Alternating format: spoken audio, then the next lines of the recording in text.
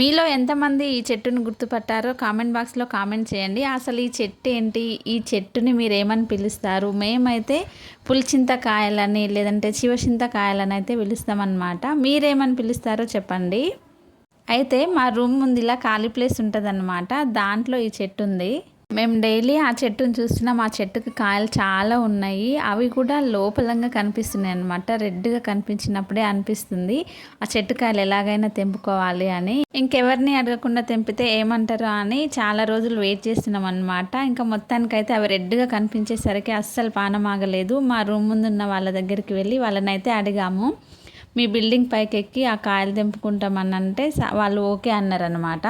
ఇంకా పైకైతే వెళ్ళి కాయలైతే తెంపాలి కానీ తెంపడానికి గడ లేదు. అక్కడ కనిపిస్తున్న తమ్ముడిని అడిగాము, గడ ఉంటే ఇస్తారా కొంచెం ఈ కాయలు తెంపుకుంటామని.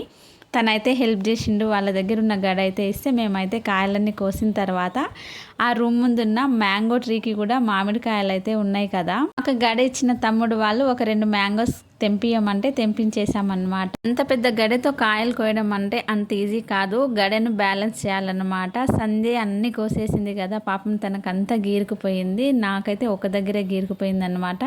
ఫైనల్గా ఇన్ని ఫ్రూట్స్ అయితే మేము కోసేసామన్నమాట. దాంతోపాటు 2 మ్యాంగోస్ కూడా తెచ్చుకున్నాము.